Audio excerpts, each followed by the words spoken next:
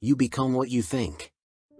In 1869, a 27-year-old man, who had just graduated as a doctor of medicine from Harvard, was going through a crisis of meaning.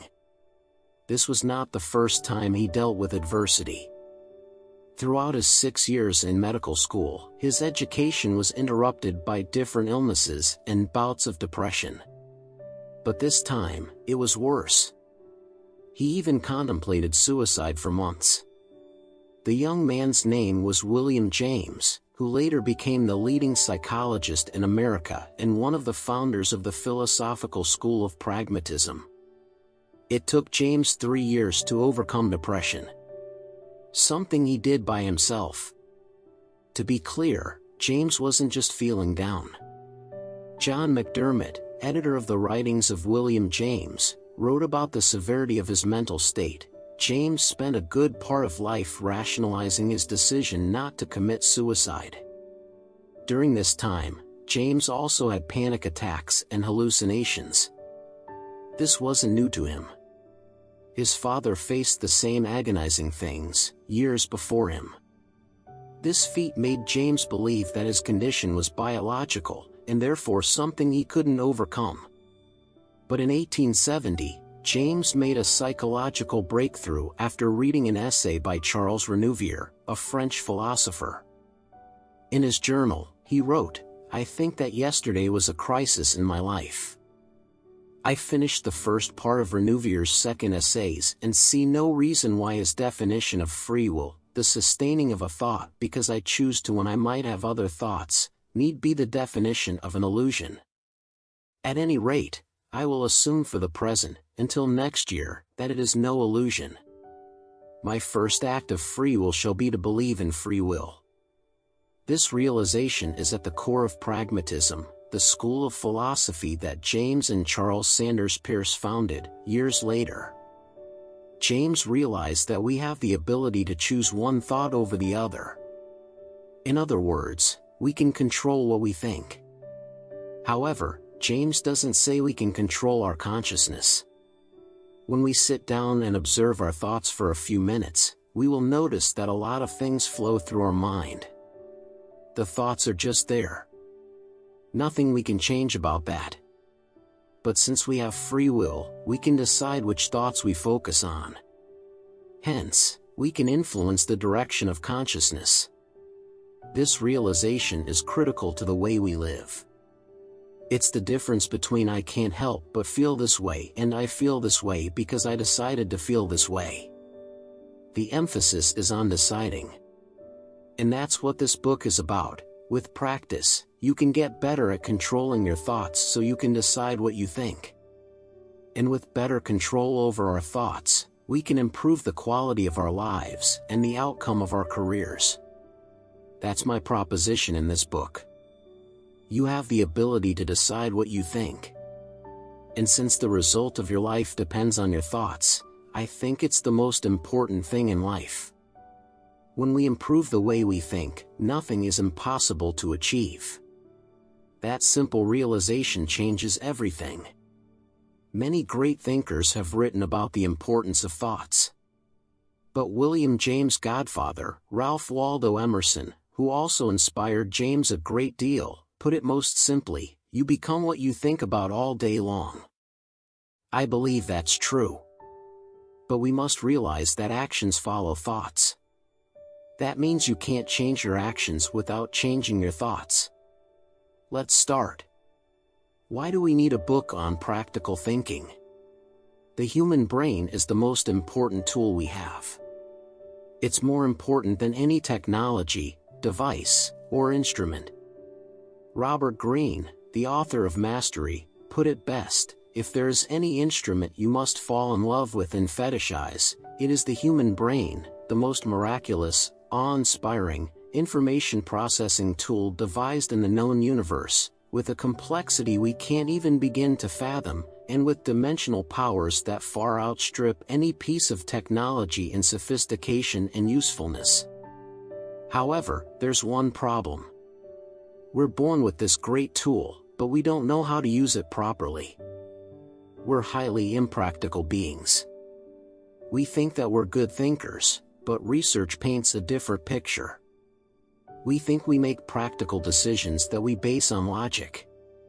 But that's not the case. As Dan Ariely, author of Predictable Irrationality, writes, we usually think of ourselves as sitting in the driver's seat, with ultimate control over the decisions we made and the direction our life takes. But, alas, this perception has more to do with our desires, with how we want to view ourselves than with reality. Emphasis mine. It's safe to say we're not practical thinkers. The proof of that is the list of more than 100 cognitive biases, or thinking errors, that scientists have found over the last century. We often make decisions based on gut feelings, emotions, and without having the right information. I've read several books about better thinking and decision-making. I liked them. But I had one problem with all the books in this field: they weren't practical. They do a great job of describing why we think the way we think by sharing stories. But I couldn't find a practical book that explained how to change the way you think. That's why I wrote this little book. It contains everything I've learned about thinking. My goal is to give you at least one idea that you can use to improve your thoughts, and consequently, your life, business, or career. That's why I share all my best ideas here.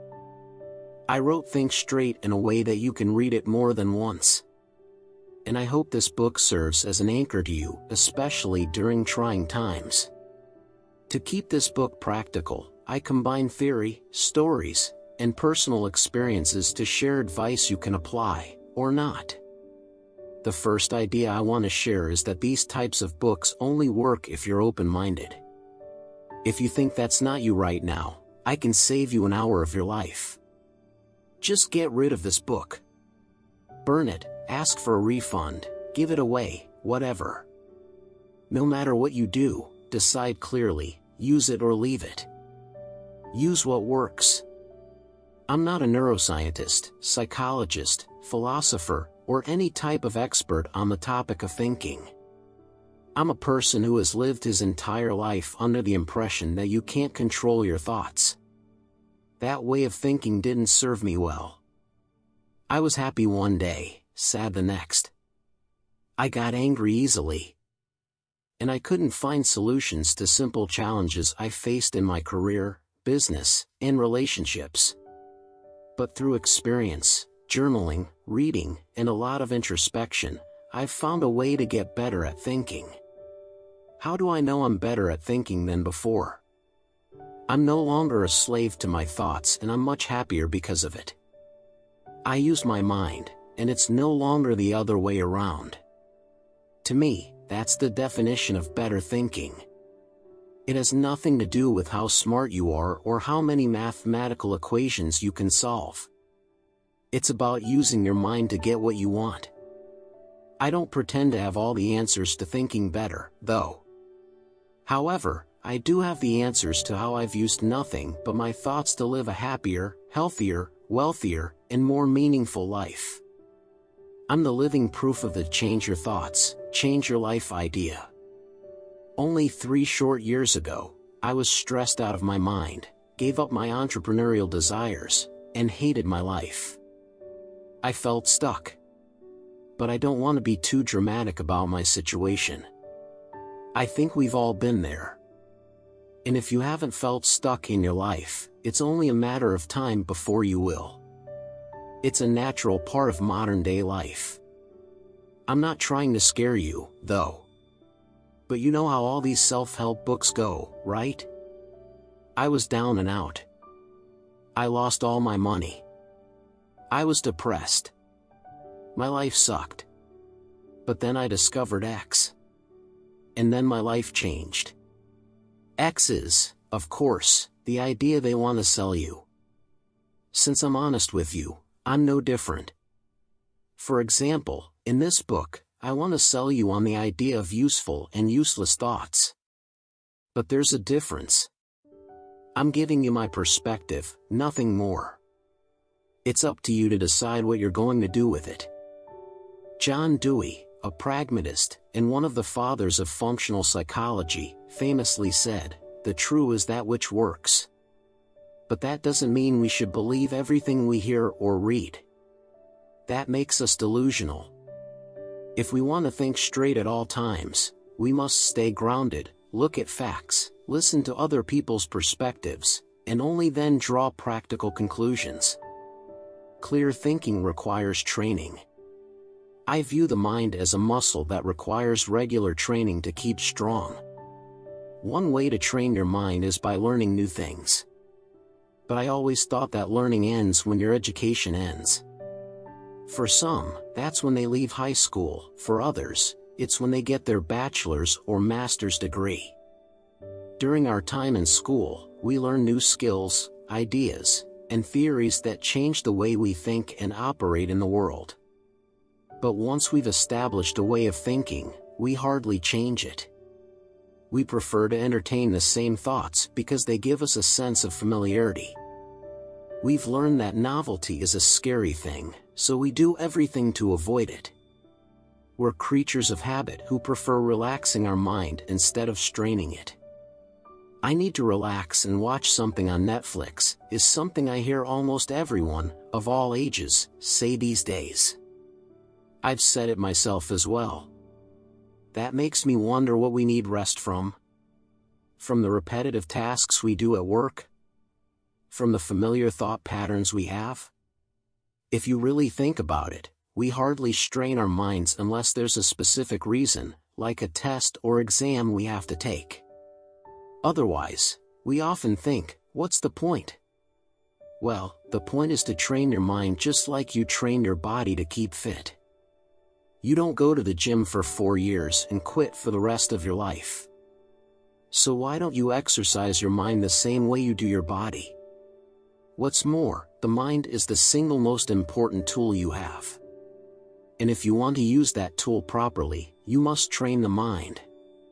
Stoic philosopher Epictetus put it best, "The life of wisdom is a life of reason." It is important to learn how to think clearly. Clear thinking is not a haphazard enterprise.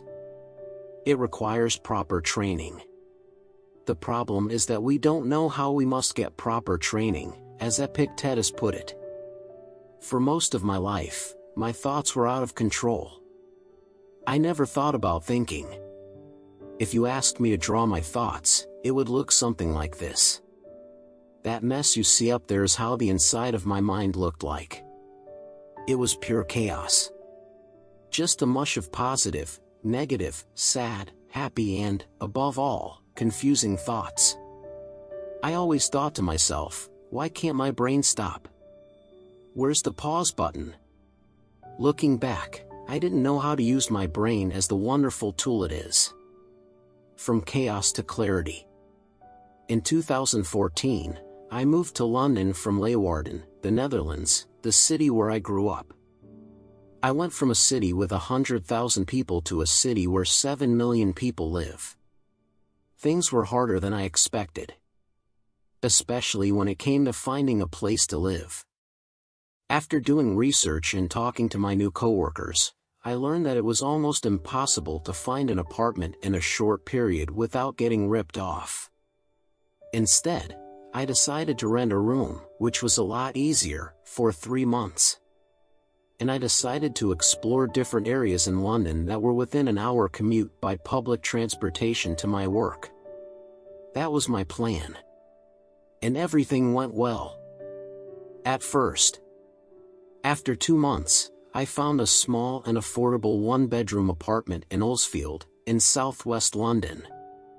I had planned everything. I cancelled the lease of the room I rented, and signed the lease for the new apartment. My parents and brother even drove over from Holland to help out. And because I didn't have much stuff, we could just use their car to move my things from the old place to the new place, which were only 10 minutes apart. In my mind, this would be the deal. I would just pack up my stuff, get the key to the new place, hand the keys back to the old landlord, and move into the new place, watch Netflix, and relax. Also, I expected to do everything on the same day. Well, Things didn't go as planned after all. My new landlady changed her mind last minute and decided not to rent out her apartment. She told me this a day before the day I planned the move. All of a sudden, I had no place to live and had an SUV full of my things. That night, in my parents' hotel room, I panicked. Big time. I don't know what to do. I have no place, my stuff is in a van, I brought you guys over from Holland, and now I'm sitting here like an idiot.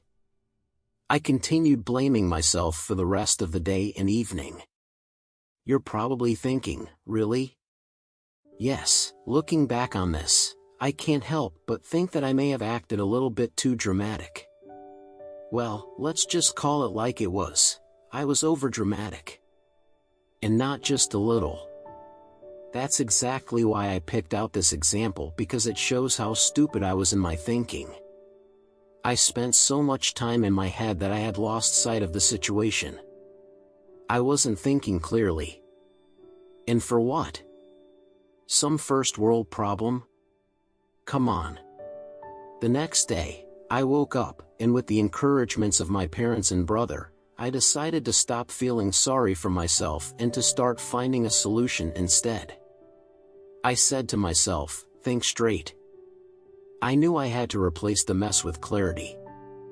I wanted to get straight to the point. I pictured this. On the left, a mush of useless thoughts, worry, stress, suffering, confusion, not knowing what to do. On the right, one straight thought that has a single, useful purpose. I wanted to start using my mind as a tool. In the case of my London story, I needed to look for a solution, fast. It turned out that was easy, once I started thinking straight. I booked an Airbnb until I found a new place. In the end, we stayed in an Airbnb for a week. The landlady changed her mind again and decided to rent the apartment to me anyway. So, all my stressing, worrying, and thinking were especially useless. How often does that happen? We're always so quick to judge and draw conclusions based on our assumptions. We're all human beings. We make mistakes. We change our minds. And we assume things that are not true all the time. That's normal. What's not normal is to let your mind go out of control. And after many other useless thinking episodes, I decided to change. I didn't have one big epiphany or super dramatic moment that forced me to change. Life is not a Hollywood drama. People that I know only change after a culmination of problems. At some point, we stand up and say, enough. And you know what? A lot of people never change at all. But that shouldn't be our concern. After years of chaos in my mind, I just had enough of mental suffering. I can't make it any prettier than that. You don't need an all is lost moment. Those type of moments almost never happen. About 2 years ago, I started changing my thoughts. And I've learned to replace the chaos in my mind with clarity. Now, there's peace.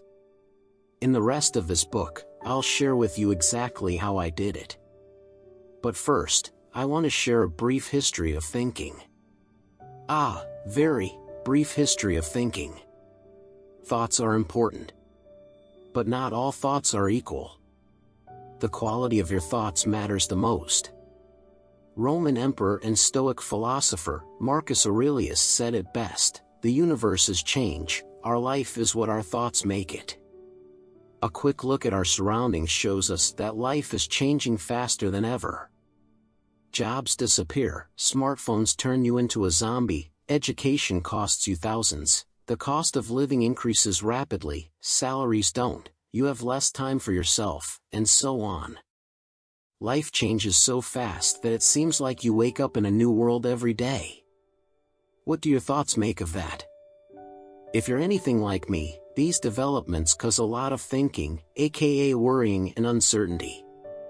How do I survive? How do I adapt my business to changing markets? How do I advance my career? How do I not lose my mind? Mastering your thoughts is challenging. The desire to master our thoughts is as old as modern civilization. Ever since the 5th century BC, philosophers from all ages and regions agree on one thing: the human mind is an instrument that solves problems. And many philosophers argue that the quality of your thoughts determine the quality of your life. From Confucius to Socrates to Descartes to William James, they all talk about their method of thinking, a way to view the world. Most of us know the Socratic method of questioning everything, even yourself. "I know one thing, that I know nothing," is what Socrates famously told the Oracle of Delphi when Socrates was declared the wisest man on earth. The fact that he thinks that he knows nothing makes him wise. That's a way of thinking. French philosopher René Descartes, who lived in the 17th century, took it one step further. He questioned everything in life, even his own existence. Because how do you know you're not dreaming or living in the Matrix? That's why he famously said, "Cogito ergo sum." Popularly translated to, "I think, therefore I am." Descartes concluded that he must exist because he's able to think. No matter how crazy your thoughts are, it's safe to say that you do exist. So why not make your existence a little more practical, lighthearted, fun, and useful? Have you ever observed or written down your thoughts? I challenge you, try it for a day. Every 2 hours or so, sit down and write about what you're thinking at that very moment. Just don't get scared of yourself. Most of our thoughts make no sense at all. We're conflicted as a species. Descartes also reviewed his own thoughts and found many contradictions. His most important idea is that we should question the source of our beliefs, not the belief itself. Because most of our beliefs are based on our or other people's perception. How many of your ideas are based on what others have told you? Or based on your first thoughts or assumptions? At the core of thinking lies our ability to separate the truth from falsehood. What is true? What is false? One way to look at that question is to take a pragmatic perspective. William James describes the idea of pragmatism as follows: the attitude of looking away from first things, principles, categories, supposed necessities, and of looking towards last things, fruits, consequences, facts. Thoughts should serve a useful purpose. If they don't, they're useless. That's straight thinking. Pragmatism is a method of thinking, not a solution. In fact, all thinking is a method. Your thoughts serve as an instrument. But it's a conflicting instrument that's very hard to use. Henry Ford said it best, "Thinking is the hardest work there is," which is probably the reason why so few engage in it. Thinking is not only hard, it's the single most important thing in life. Remember, the quality of our thoughts determines the quality of our lives. And our decisions are a result of our thoughts. Life is not linear. I always thought in a linear way, A leads to B. And if B is C, A also leads to C. I looked at appearances, first thoughts, and made a lot of assumptions. But my thoughts didn't serve a useful purpose. In fact, they served no purpose at all. Instead of thinking, I followed convention. I let others do the thinking for me. Most of us are like that. For example, I thought I would never have to worry about having a job if I got my college degree. I honestly believed that until I was about 26 years old. I figured out the hard way that nothing is guaranteed in life and that you have to work hard to earn money. And that making money has nothing to do with your degrees. If I had to pick another predictor of career success, I would say it's skills. The better you are at something, the more value you can provide to others, and the more money people are willing to pay in exchange for your value. Also, achieving a goal never happens linearly. Most of us believe there's a straight line from where you are to where you want to be. Let's say your goal is to start a business so you can have more freedom in your life. That was always my goal. I thought I would just work on it until I achieved it. But that's not how it worked out. I had to take a lot of detours. I worked for many other people in between. I also started businesses that failed. Understanding that life is not linear helps us to change the way we think. Along the way, I got discouraged a lot and almost quit. Now, I realize that things often don't go according to plan. That helps me to think of backup plans or alternative options to get closer to my goals. Another personal goal of mine was to invest in real estate. When I lived in London and Amsterdam, that was difficult for me because I didn't have enough capital to get started. So instead of putting a lot of pressure on myself to make more money and sacrifice the quality of my life, I started looking elsewhere. After researching growing real estate markets, I ended up in my hometown. Prices were low, I knew a lot of people, the population was increasing, and the city invested a lot in new businesses and education. 2 months after I decided to look elsewhere, I bought my first deal there. The point is that there are multiple ways to achieve your goals. Also, if everyone is doing one thing, that often means you shouldn't. Connect the dots. Your brain is constantly working, even when you're not actively thinking. Apart from managing all the vital functions of your body, the brain also scans every piece of information that comes in. The brain compares it with other information that it has already stored. Your brain searches for similarities and differences between that information. That's how we think and use our brain to come up with new ideas. The brain consists of many small networks of neurons that connect to other networks, like this. Just a basic understanding of how my brain works helps me to understand how I can nurture it. I don't worry about finding a direct application for information I acquire. I feed my brain with knowledge that I'm curious about. And that diverse information might be stored in different networks, but as long as I connect the dots later, I'm okay with that. Like Steve Jobs said, you can't connect the dots looking forward, you can only connect them looking backward. So you have to trust that the dots will somehow connect in your future. If you want the dots to connect in the future, you have to make sure you form dots in your brain. The only way you form dots is by learning, doing, making mistakes, reflecting, or anything you can do to feed your brain with the input it needs to give you the output you want. Filter your thoughts. There's too much information in the world for our brain to process. So, we're forced to filter it. If we don't, we go nuts. And in that filtering process, we develop shortcuts to ease the cognitive load of making decisions. These shortcuts are called heuristics. A heuristic is a strategy we derive from previous experience with a similar problem. One heuristic that everyone knows is trial and error, a strategy for finding answers to problems we face. It's also a way of thinking. But trial and error is not always the most practical strategy. If we would rely on trial and error to build a career, we would probably die before achieving that goal. Life is too short for applying trial and error to everything. Another heuristic that's not practical is social proof. We often make decisions based on what others do or say. And my favorite heuristic is familiarity. It says that past behavior that led to good results is not a guarantee for future results.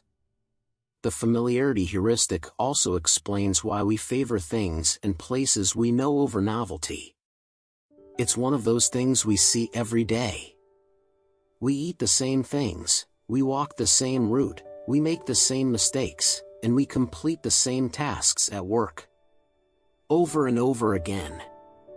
And then, we complain that our lives are stuck or boring. No wonder, you're making decisions based on familiarity. But who says that familiarity is always a good thing? It's good for certainty. But to achieve a breakthrough, you need something different. Making decisions based on heuristic techniques might ease the cognitive load, but they are far from practical. And often, heuristics lead to unsatisfying outcomes. If that's the case, take it as a sign that you must change something. Instead of relying on heuristics to filter information and make decisions, rely on the main idea of pragmatism: true is what works. But don't take it too literally. Taking drugs works for me, is what a contentious friend told me after I shared this idea with him. And he's right, you can't take this idea too literally. But what can you take literally in life? Take the platitude, "Good things come to those who wait," for example. I don't have to explain that it doesn't mean you should sit at home and wait forever until good things happen. Look at the "true is what works" idea as a filter that you can apply to all the information that goes into your brain. When faced with decisions, I ask myself, will the outcome of a decision change the way I live? If you ask that yourself consistently, you'll find that you automatically filter out useless information and only make decisions that have an actual impact on the outcome of your life. You force yourself to use whatever works, what's useful, and what impacts your habits. For example, conventional thinking says that bigger cities also bring you bigger opportunities. I really thought that was true. That's even the main reason I moved to London. And yes, I did seize a big opportunity for me at the time. But I also had bigger responsibilities and problems. Also, I don't like big cities. I hate crowded places, dirty air, and unreasonably high cost of living. Clearly, living in a big city didn't work for me. That way of thinking had a negative impact on the way I lived. That's why I eventually moved back to Leeuwarden. It's quiet, I know a lot of people here, I can work less, make more, and I can drive anywhere in the city within 10 minutes. However, I also realize that for most people, my way of living doesn't work. They might find it boring or not exciting enough. So what?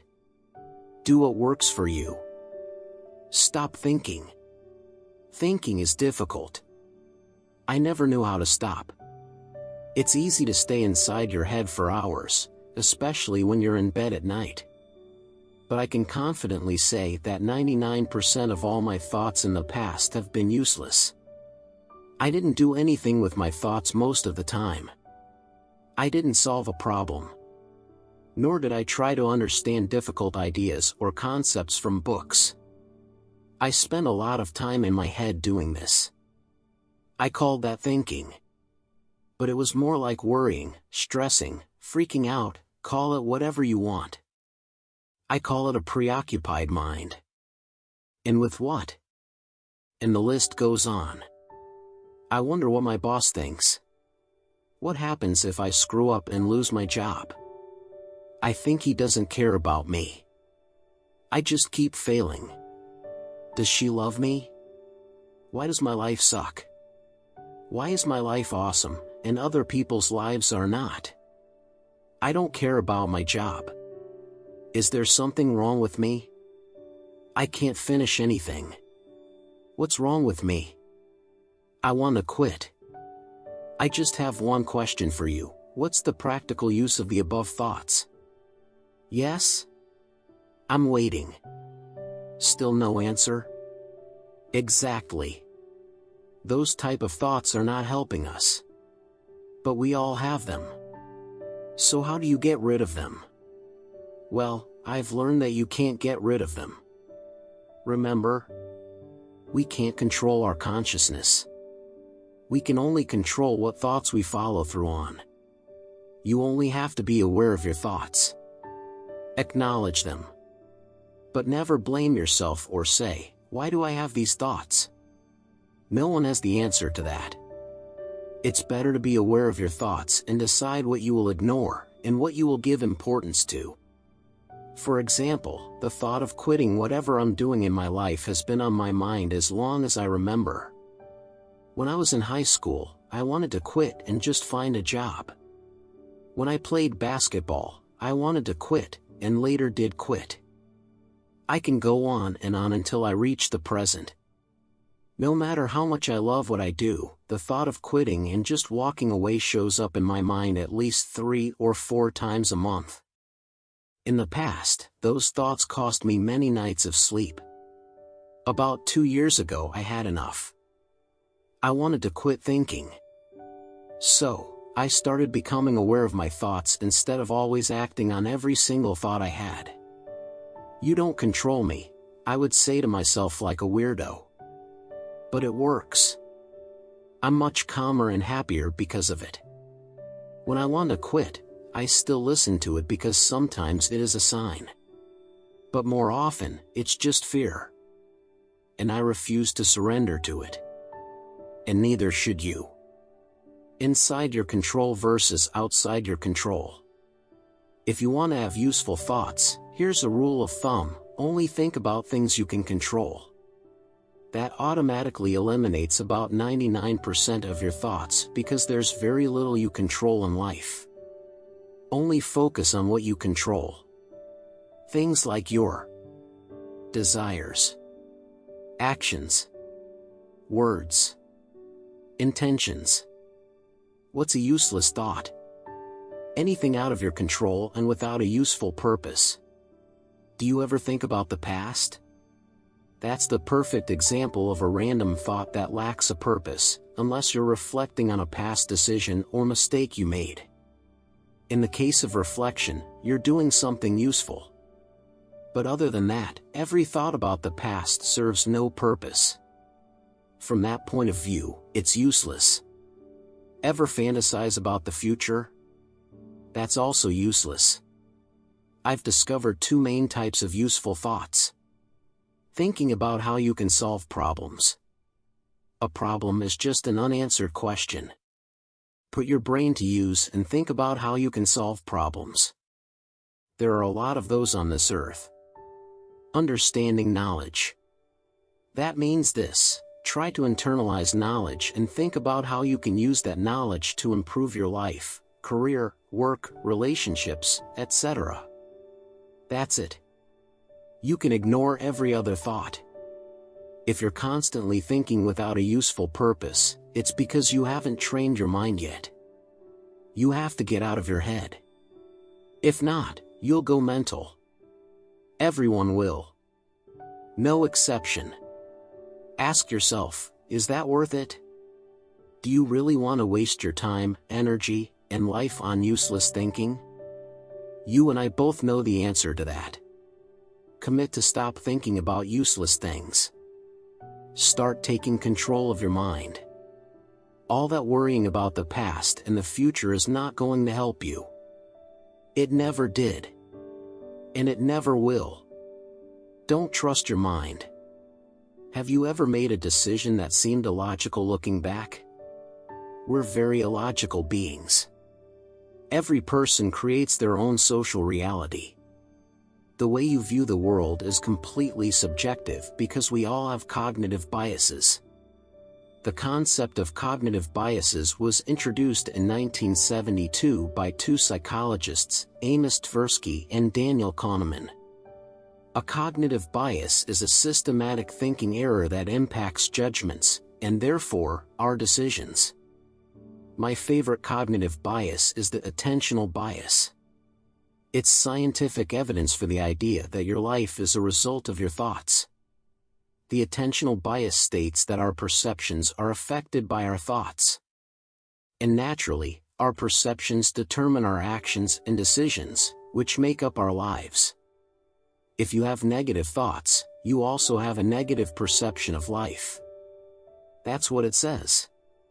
Our mind might be illogical, but it's also simple at the same time.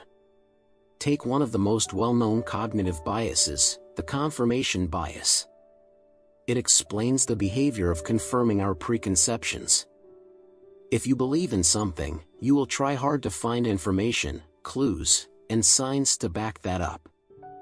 In other words, you do everything to prove you're not wrong. Instead of looking at facts, you look at beliefs. And that's what all cognitive biases do. As of this writing, there are 106 decision-making related cognitive biases known. I've read about most of them. And I've read several books and studies about cognitive biases too. My conclusion is that your mind can't be trusted. Maybe my conclusion is also a cognitive bias. Who knows? What it comes down to is this: avoid making decisions based on beliefs, obvious logic, and even science. Scientists are also human beings. That means they have their own cognitive biases. They are notorious for finding evidence for their preconceptions. The solution to making better decisions is not more knowledge. Instead, I've found that a pragmatic and neutral perspective leads to better informed decisions. Unfortunately, there's no such thing as the best decision. If that was the case, we lived in a perfect world full of people who made logical and practical decisions. I like to look at it this way: there are only good-informed and bad-informed decisions. It's very appealing to think we've got it all figured out because we've read a few books or studies. There's just one problem: you still can't trust your judgments, no matter how much knowledge you have. Being aware of that simple thought helps you make better informed decisions. Every time I'm stuck in a thinking pattern, I try to break away by looking at the list of cognitive biases. It's free and easy. Just go to the Wikipedia for list of cognitive biases. You'll find that most biases seem like common sense. And that's exactly the point. Cognitive biases explain our illogical behavior. Look at facts.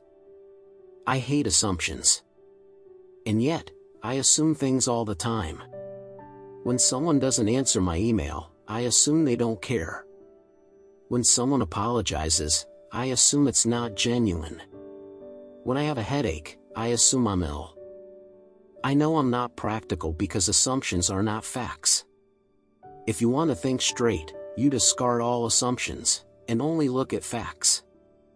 William James said it best in one of his lectures about pragmatism: the pragmatist clings to facts and concreteness, observes truth at its work in particular cases, and generalizes.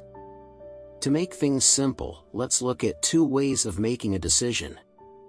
One based on facts, and the other based on assumptions. Does your product solve a problem? Or do you assume it does? Are you able to raise money for your startup? Or do you assume you will? Will you get a raise? Or do you assume your boss will give it to you?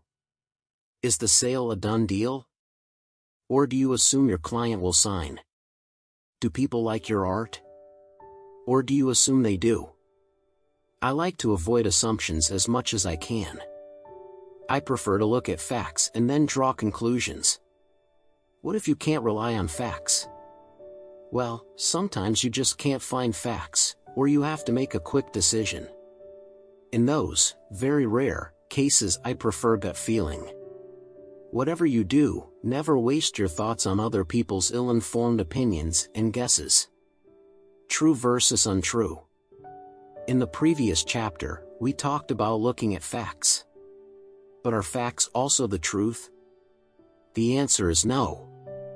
Confusing, right? It's just like life. For example, does God exist? I don't know. I've never seen any evidence. Does that mean God is not real? It doesn't matter what I think. If God has an impact on the way you live, it's true for you no matter what scientists say. Friedrich Nietzsche, the German philosopher who had a profound impact on Western philosophy, famously said, "There are no facts, only interpretations." Nietzsche was a man of true self-knowledge. Sigmund Freud even said that he had a more penetrating knowledge of himself than any other man who ever lived or was ever likely to live. He was a very analytical thinker, especially when it came to his own thoughts. When Nietzsche said that there are no facts, he meant that we, as human beings, ultimately rely on our interpretations of reality. There's no way to confirm reality objectively. That doesn't mean nothing is real and that we're all living in a big dream. We just have to realize that facts are not the same thing as the truth. That simple thought saves you a lot of energy because it means no one can be right or wrong. Don't bother with convincing people with different opinions of the truth. It's just not a practical thing to do. Save your energy for other, more useful things. Take your time to think. I used to think that smart people are fast thinkers. He thinks on his feet. He's really smart. I tried it for many years. Every time I faced a problem, discussion, or when someone asked me a question, I thought, quick. Naturally, my first answer sucked. Darius Foroux, one of my favorite thinkers, says he's a slow thinker. It's a common belief that your first reaction is the most honest, but I disagree. Your first reaction is usually outdated. Either it's an answer you came up with long ago and now use instead of thinking, or it's triggering a knee-jerk emotional response to something that happened long ago. Thinking things through takes time. Every time I gave a quick answer, I wasn't thinking at all, I was impulsive. Darius Foroux trained himself not to trust his first thoughts. That's also what he did when his email consumed too much of his time and attention. Being a public figure, Darius received a lot of emails from his readers. Most of them contained quick 5-minute questions. But as he says, if you get 100 of those questions, that adds up to 8 hours in a day. After answering 192,000 emails between 2008 and 2016, Darius knew he needed to do something about it. So he planned to go off the grid like a modern-day Henry David Thoreau. I was going to go hardcore, shut off all email and social media, and make myself unreachable to all but a few close friends and colleagues. It felt like the only solution. That was his first thought. But then I realized I could remain reachable as long as I don't answer questions, is what Darius writes on his blog, https://sivers.org/slow. I'm glad he didn't act on his first idea. His second idea is much better. I've emailed Darius myself in the past, and I think what he does makes a big impact on people's lives. What I'm trying to say is that when someone asks you a question, it's okay to say, I don't know. You can also say that to yourself. I've often been too hard on myself because I didn't have an instant answer to my personal problems. That doesn't make you dumb. It makes you human. Why are we even afraid that people think we're stupid? It's the perfect example of slow thinking. Instead of following your instinct of, I'll prove them, you can take a step back and ask yourself, why do I even want to come across as smart? If you really think about it, it doesn't matter what others think of you. I think it's always better to take your time to think. If others think that makes you stupid, they are the ones who are. No more quick decisions. Shall we book a business trip to Thailand? Are you interested in a speaking gig at Company X? Should we renovate the kitchen? Do you think we should fire John Doe?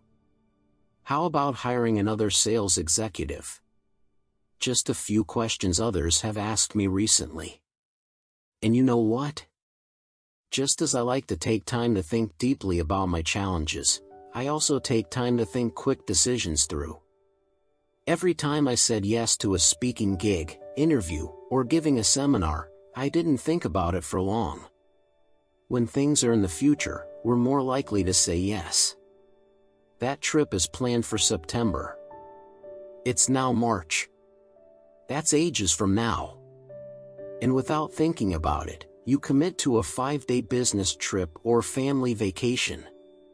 But when September comes, you're either in a great professional flow, have other, more important, commitments, or are in the middle of something else. Now, all of a sudden, that quick yes from ages ago is on your mind all the time. Should I cancel the trip? Should I go? Should I go for 2 days only? Why do we make things so complicated while we can easily solve these things by just taking an extra day to think? That's all you need. Just think things through. Know yourself. For instance, I'm currently in a great writing flow. I don't feel the need to leave my city. I have a set routine every day, and it works very well for me. I feel happy, and I enjoy my life a lot.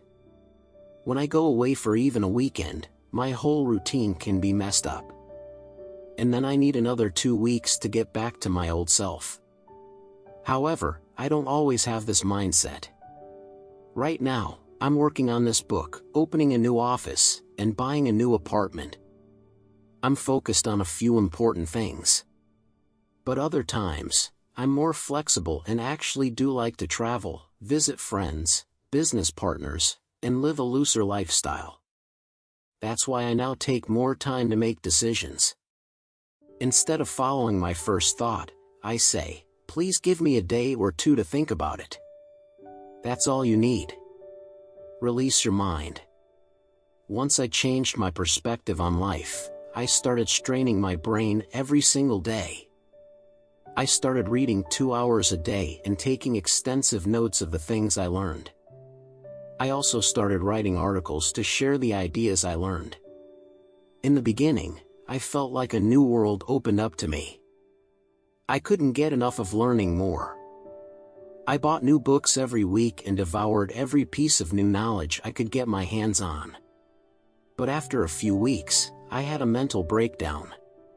All of a sudden, my mind froze up. I felt blocked. I couldn't think, read, or write. My head hurt all day long. That went on for a few days, almost a week. I felt ill and I didn't understand why. I couldn't even think about why. And when I felt better, I just picked up where I left off. This time, I went on for longer, about 2 months before I hit another wall. But this time it was different again. No matter what I tried, I didn't feel like I was improving or learning new things. But I kept going and pushing through the difficulty. After this pattern occurred a few times, I finally understood what was going on.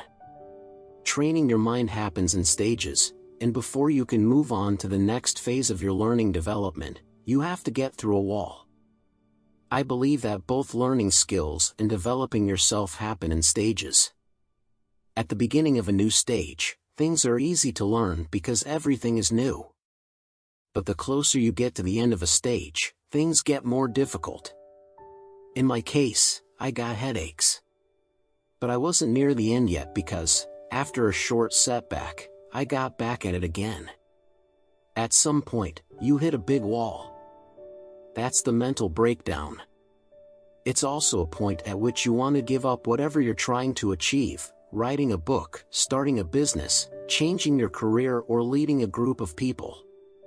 When you hit a wall, everything stops. The book all of a sudden seems useless, the business seems to fail, the career you want seems unreachable, and the people have stopped taking you seriously. All is lost. I've learned to train my brain to take this as a positive moment.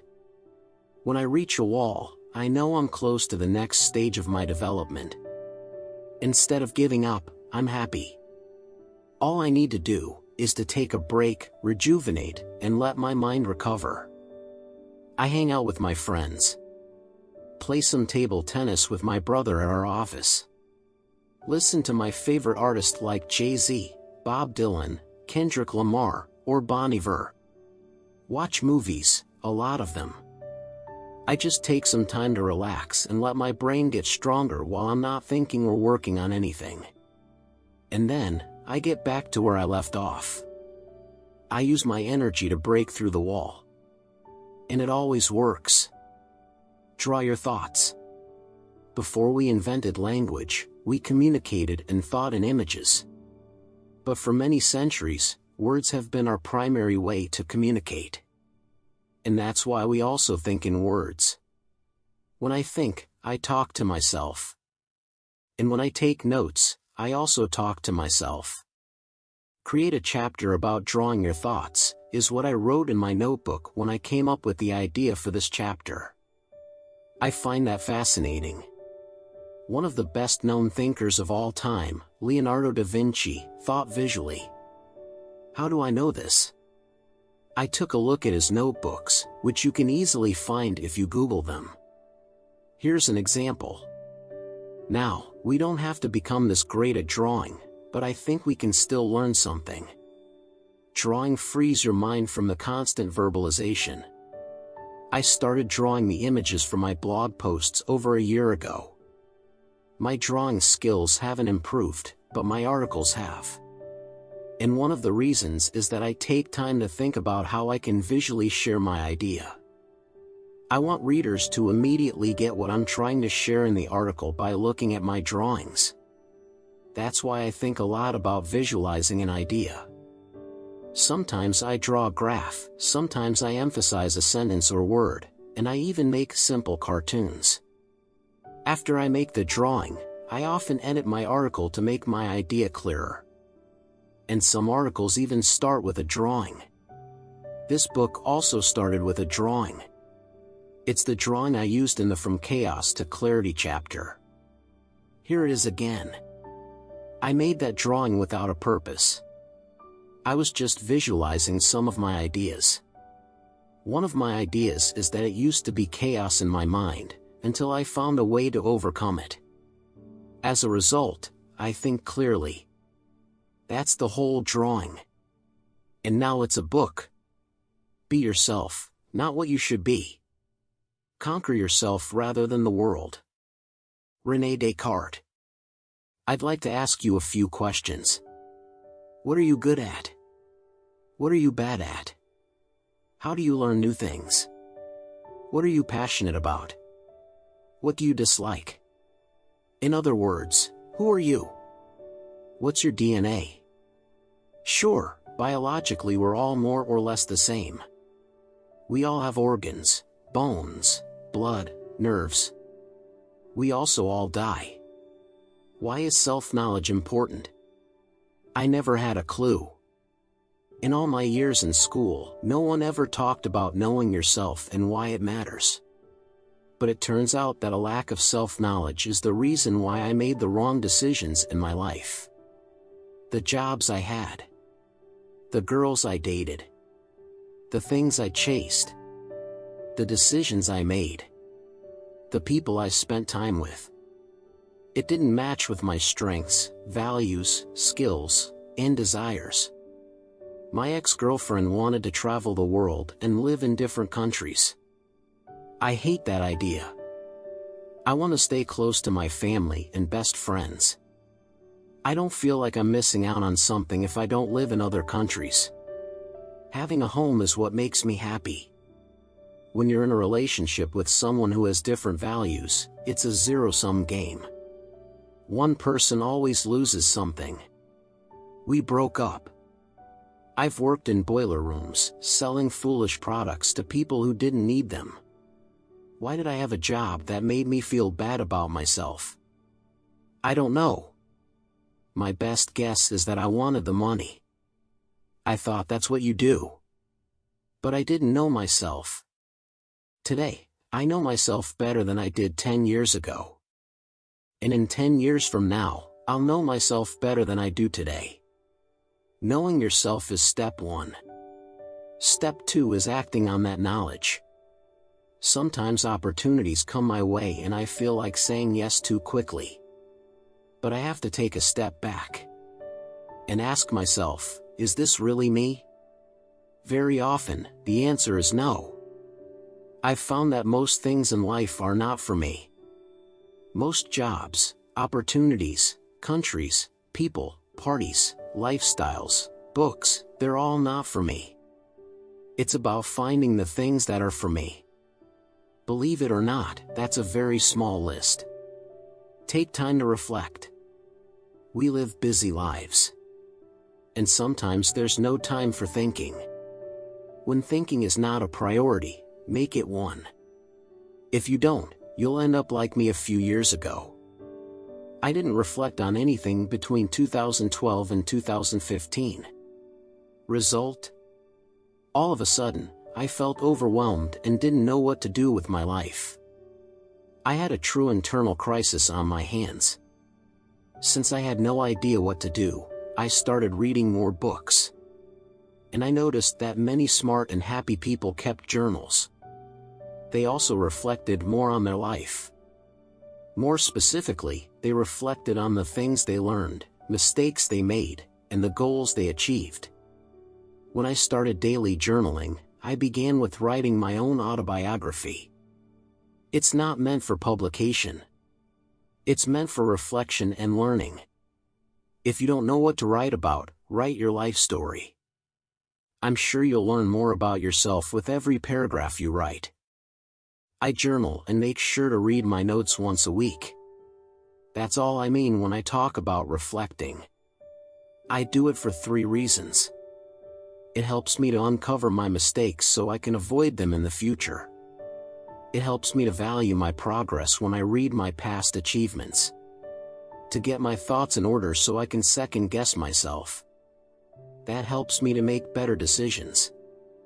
In short, I journal and reflect because it's useful. My money rules.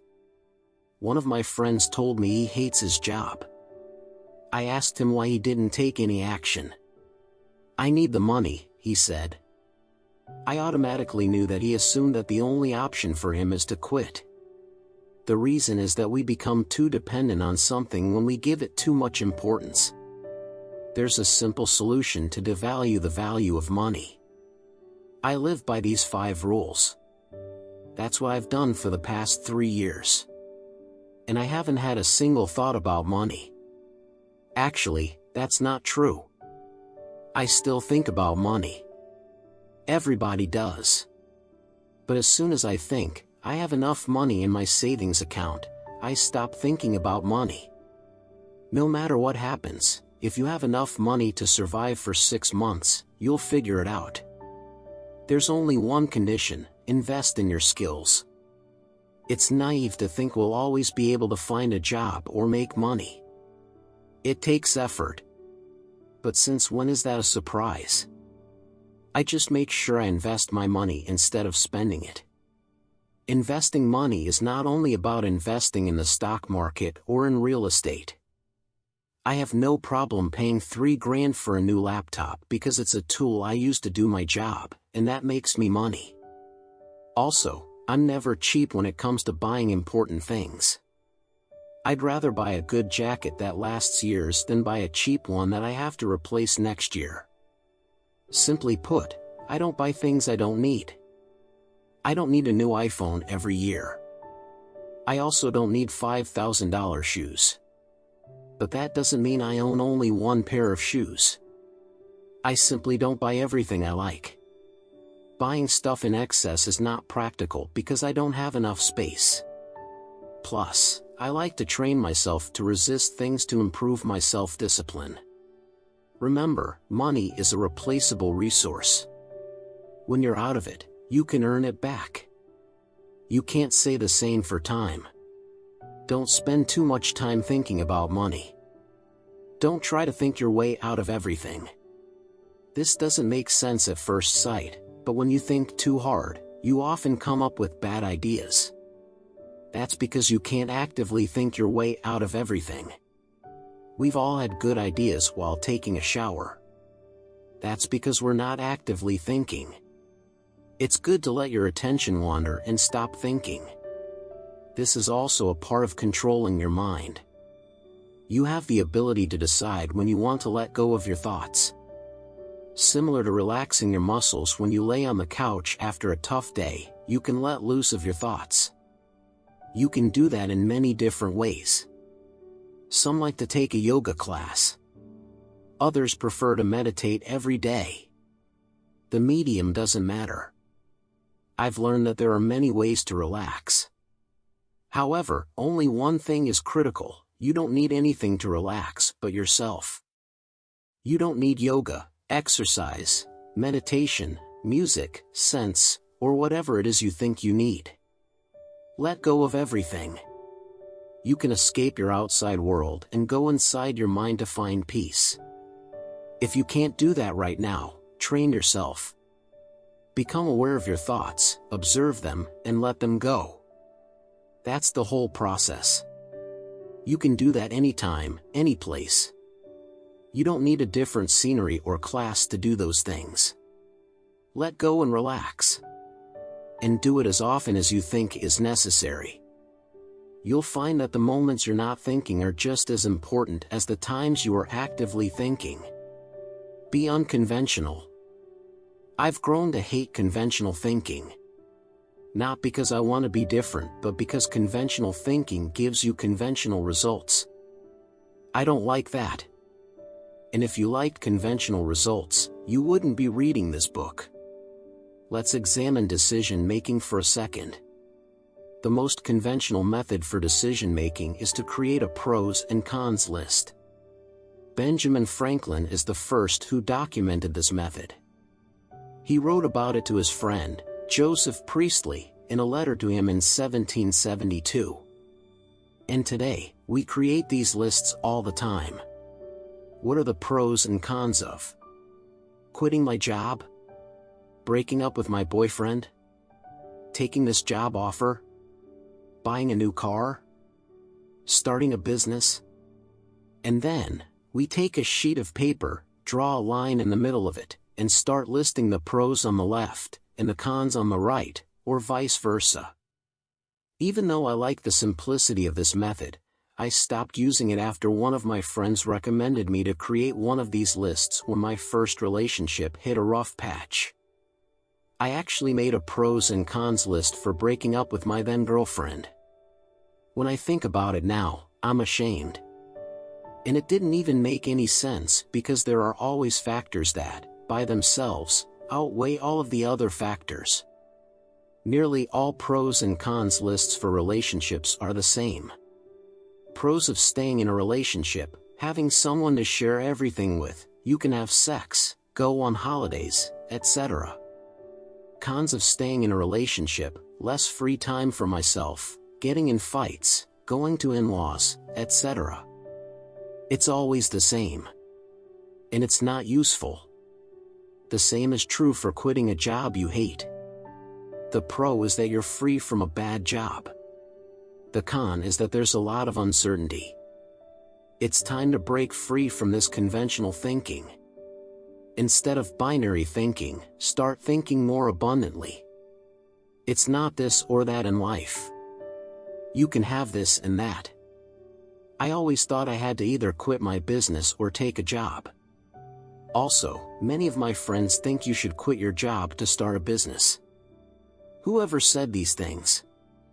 When my business wasn't growing a few years ago, I just took a job at a large IT research firm. I did both things. I ran my business in the evenings and weekends, and sometimes during the day. In the rest of my time, I did my work for the firm. Also, you can start a business while you still have a job. That's what I mean when I talk about thinking outside of the box. We always limit ourselves by narrow and conventional thinking. We always want to stay within a box. That's because we never take a step back to look at the larger picture. Take a look at the drawing below. If you're standing inside the maze, you'll probably start walking towards the middle, right?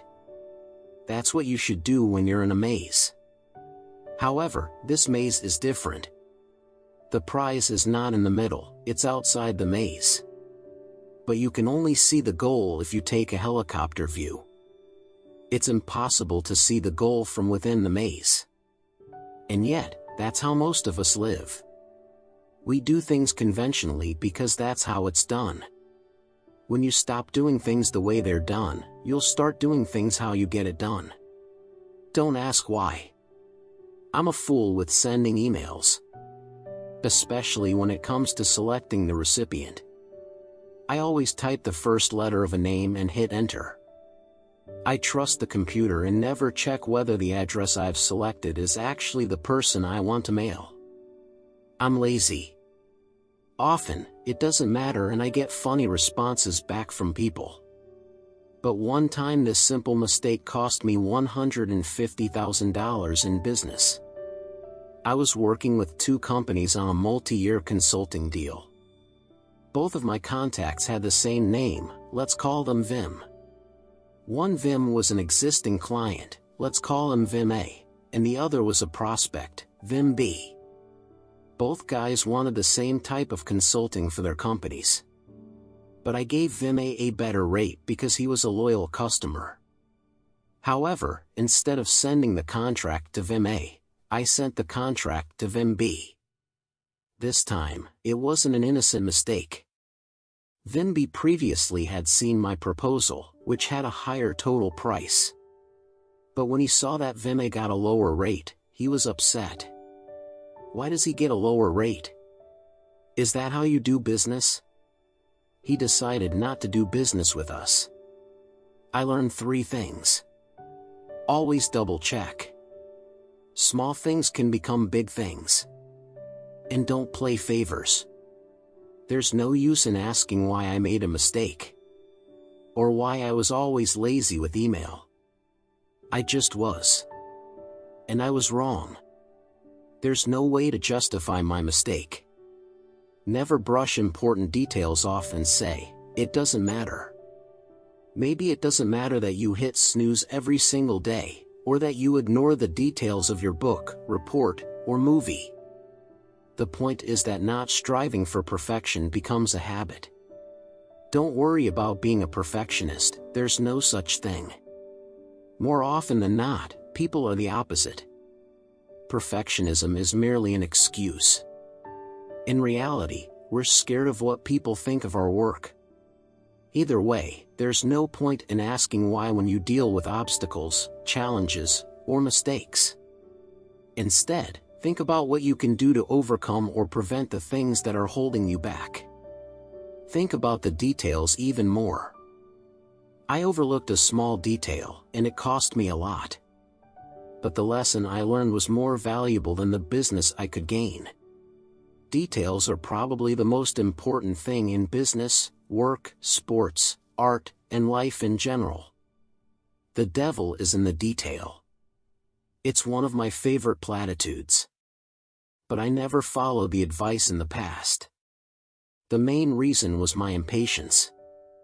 I always tried to hurry everything, sending emails, making calls, writing reports, assignments, essays, you name it. I thought that it mattered that I got the work done. But I was wrong. Because things often seem easy from the outside. Until you start doing them. This book took me 15 months to write. I spent countless hours researching the topic. I also spent hours on writing, editing, cutting, writing more, and editing it again. And then, again.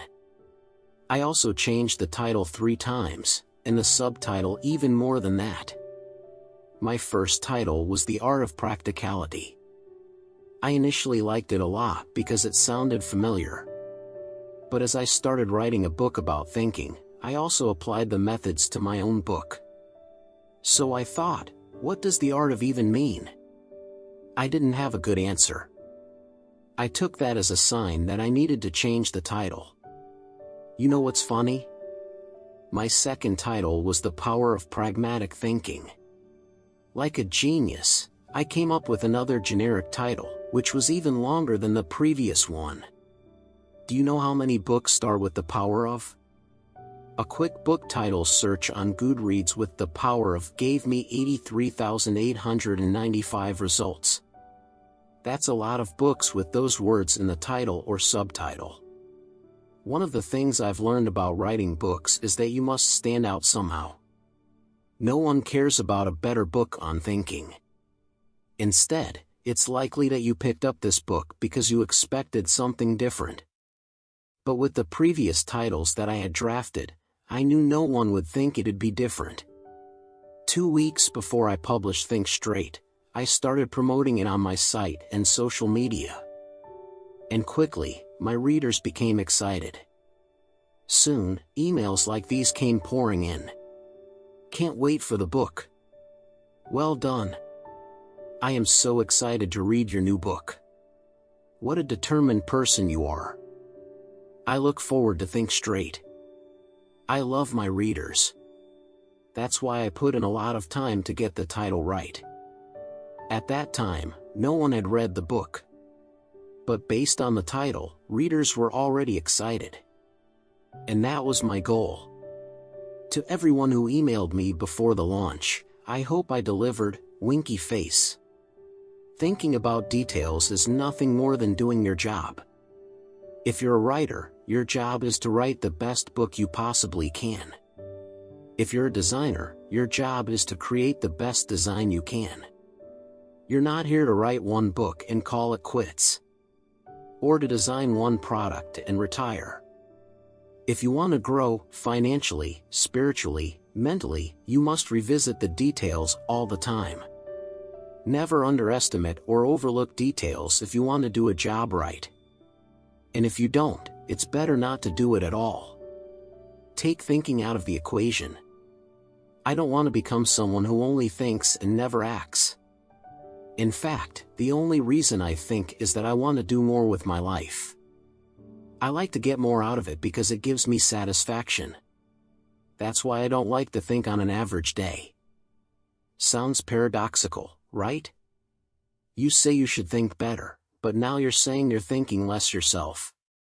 That's exactly what I'm saying. Improve the quality of your thoughts, so you improve the quality of your actions. And always have an imbalance. Action thinking. The best way to make sure you act more is to rely on habits. Take exercise. I've struggled with staying in shape for all my life. And I was overweight for years. I always played mind games with myself about exercise and diet. Should I go for a run or go to the gym? I'll have this bag of chips and hit the gym tomorrow. What days should I exercise? Mondays, Wednesdays, and Fridays. Or maybe Tuesdays and Thursdays. That's too much useless thinking. Instead, I've made a few basic rules. Exercise at least 30 minutes a day, every day. Don't burn yourself out, don't go all out. Eat healthy, no junk food. Don't consume more calories than you burn. Keep track of what you eat and how much you exercise. When you combine a few rules, you have a system. And a system helps you to take the thinking part out of the equation. The only thinking you need to do is when your system doesn't give you the results you want. If my system would make me feel bad or gain weight, I would rethink it. And even if it works, a system is never perfect. That's why I regularly think about what I can change or how I can improve my systems. Don't live with regrets. Growing up, my grandmother was always around. She was a very kind person. Maybe too kind because she made many sacrifices in her life. For her parents, brothers and sisters, husband, and later on, her children. That's also a part of life. You can't live together and build a strong family without giving. But the biggest sacrifice she made was to live in the Netherlands for the last part of her life instead of her home country of Iran. As long as I remember, she always talked about the past. Always. And especially during the last few years of her life, she almost cried every day because of regret. Fortunately, my mother, father, brother and I visited her often and cheered her up. But through the laughs, I could see the regret. It was always present. I've learned many lessons from my grandmother. Mostly about kindness and the importance of having strong family values. But the most important lesson I've learned was that you don't regret what you did in life, you regret what you didn't do. And when my grandmother passed away in January 2015, I decided to live by that lesson no matter what. For example, I always thought I wanted to travel the world and live in different cities. I know, it's not an original goal. I speak to a lot of people who love that idea of freedom and exploration. Why is that? I think a lot of it comes from pop culture. A lot of people idolize people like Jack Kerouac and Ernest Hemingway, who were famous for their travels. And young folks now are inspired by social media personalities who also travel the world and share it on their Instagram feed. The medium might have changed, but the desire to travel to others and share your experiences with others has not. However, that lifestyle is not for everyone. But I didn't know that before I actually started traveling. How could I? Some things in life you must experience to know what they're like in reality. No one can truly feel how it is to be an entrepreneur unless they start doing it. You can read all the business books you want, and watch as many videos about entrepreneurship as you want, but they will not make you an entrepreneur. Ever. You will only end up living someone else's life. I'd rather eat rice and beans so I can do the things that I love instead of having a job that makes me miserable, but pays well. At the end of the day, this is your life, and the only way you can live with yourself is to follow your strongest desires. Just make sure you think straight so you eventually act on those thoughts. Never look back. I hardly look back on life. I never daydream of the past. I don't look at old photos all day long. I don't even think about taking pictures because I'm too involved in the present. Sometimes, I feel like most people are stuck in the past. They live their life in the past tense. Instead of enjoying a moment, they grab their phone and take a picture of it. Instead of living life through a lens, I prefer to be present at all times. Now, I must be honest that I fail to be 100% present. However, I intend to live now. And I know I'm successful because I never have the urge to relive the past. I'm too busy enjoying now. That doesn't mean I never stop to take a family picture. I just don't go around snapping millions of pictures that I will never look at again. Think about it. When do you have the time to take a look at all your memories? How many pictures and videos do you have? How many old documents, old diplomas, memorabilia, and other physical things do you have stored that remind you of the past? If you're having a hard time letting go of the past, let me make it easier for you. You're never going to. Use your first iPhone that you've kept in your desk drawer for years. Edit that video from the weekend trip you took with friends. Look at your old school papers, essays, and grades. Were those old clothes you have in storage? Do anything with the object that reminds you of your first date. When we hold on to a lot of things in the past, they form an obstacle to living in the present. The only useful purpose I can think of for looking back is to learn.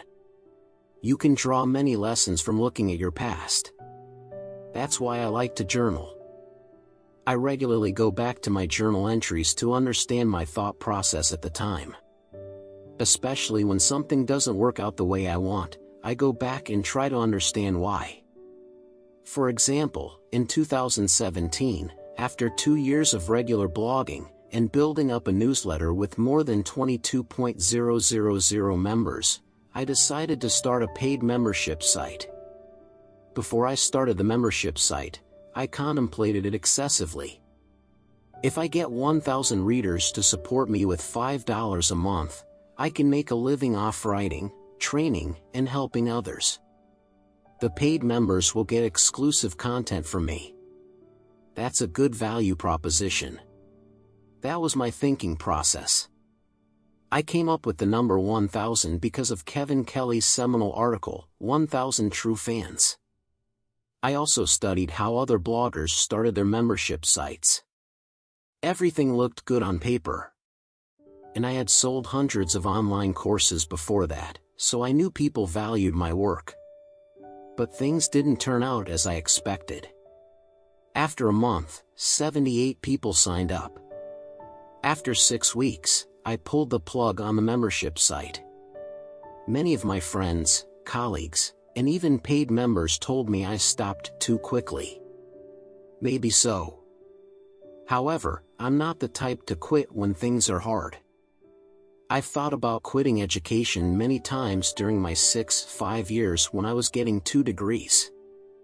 I also thought about quitting my family business many times because it's very hard to make a living. But that's never going to change.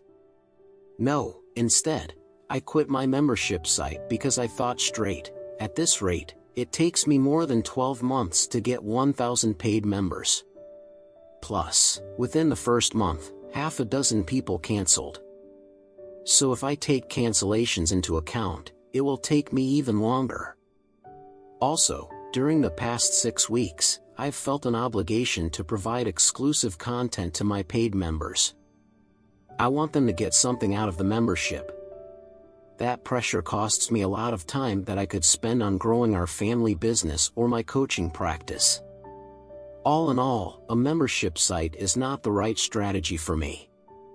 Instead of making a simple calculation of 1,078, I thought further than that. How can you get people to stay? How much work does it take you? And what are alternative ways of achieving my goals? There are many other ways I can help others. There are also many other ways for me to make a living. That's why I decided to pull the plug on my membership site after only 6 weeks. If things don't work out, it's not the end of the world. Make a decision. Stand by it. Move on.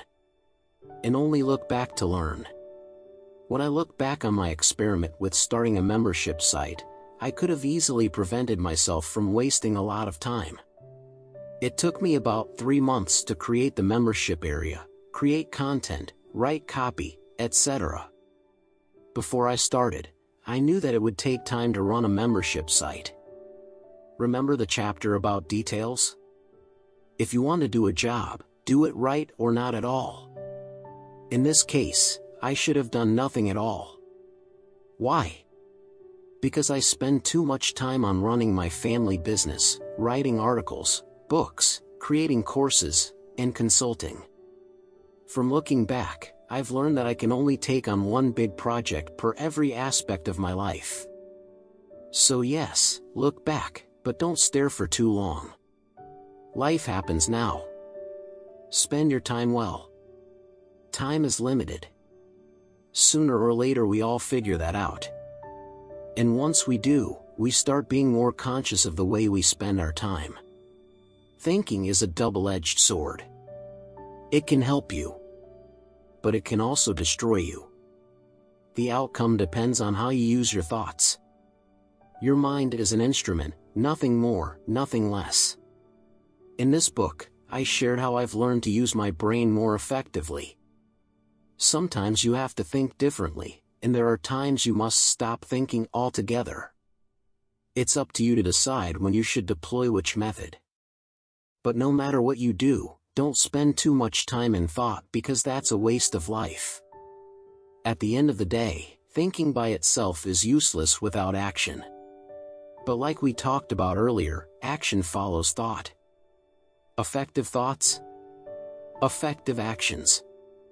To clarify what I mean, I've made a list of what I think are effective thoughts. Making your life better. Growing your career and business. Visualizing your future. Thinking of new ideas. Solving problems. Coming up with fun things to do with your partner, family, or friends. It's really not that complicated. However, sticking with this way of thinking is very hard and takes work.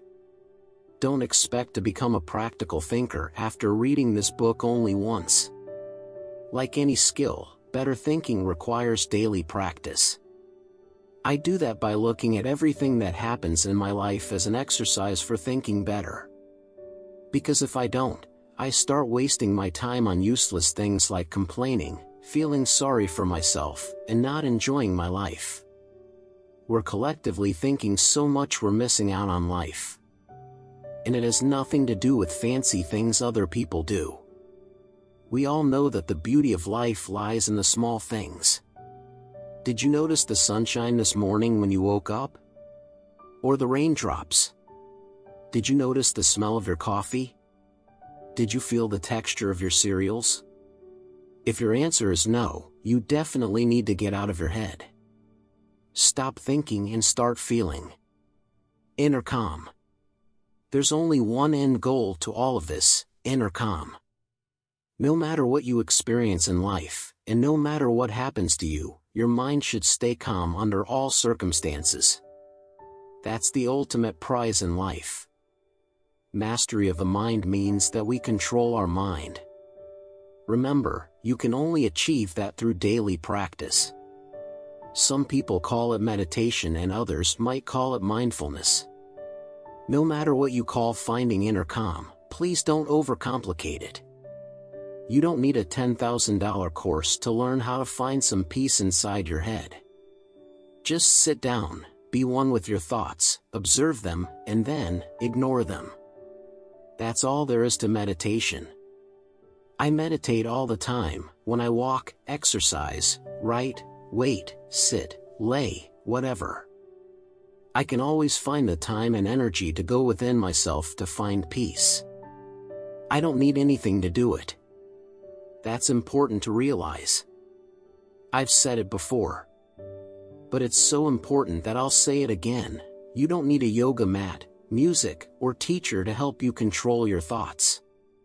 You can go within yourself to find calm anytime you want. You also don't need a holiday, new shoes, or a drink. How do I know this? I control my mind. I decide what it does. So can you. Think beyond yourself. Many of the ideas I shared in this book come from the philosophy of pragmatism. If you Google pragmatism, you'll probably read that the philosophical movement was founded by Charles Sanders Peirce, a former professor at Johns Hopkins University. But if you look closer into the story behind the philosophy, you'll find that it was William James who actually credited Peirce as the founder in 1898. Even though Charles Sanders Peirce was a well-respected academic during the 1880s, he had fallen from grace by the end of the 19th century. James and Peirce got to know each other during the 1860s when they were both students at the Lawrence Scientific School at Harvard.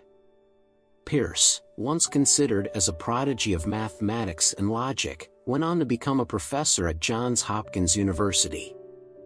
But he lost his position in 1884 due to a scandal involving his remarriage. It's truly a sad story.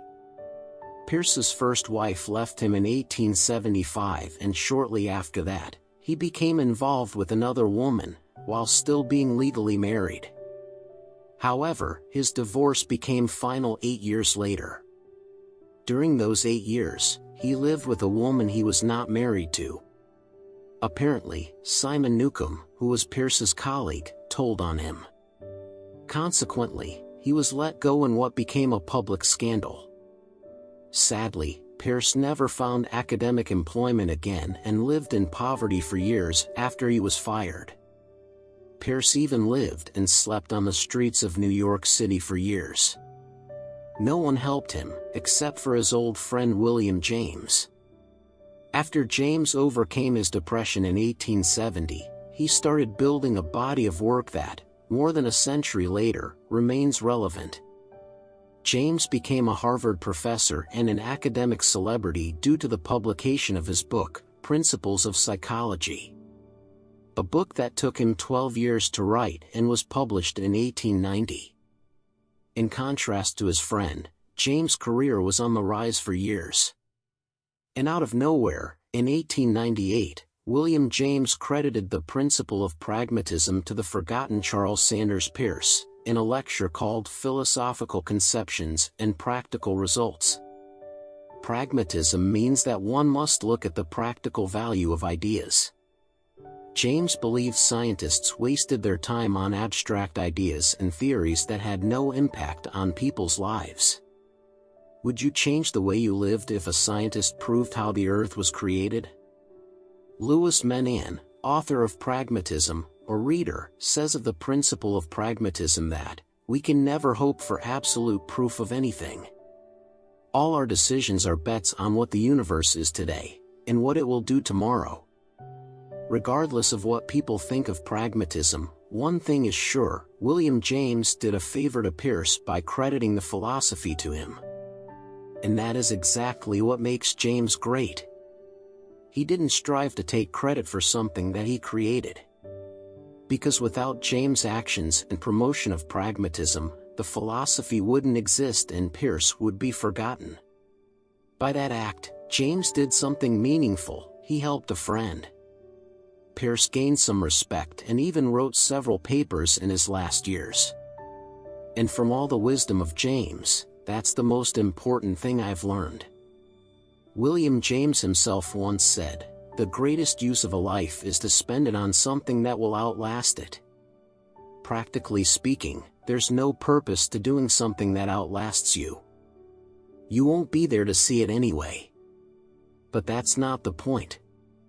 If we live our lives every day with that idea in mind, that we should strive for doing/creating useful things that matter to others, we end up spending our time on things that actually make a difference.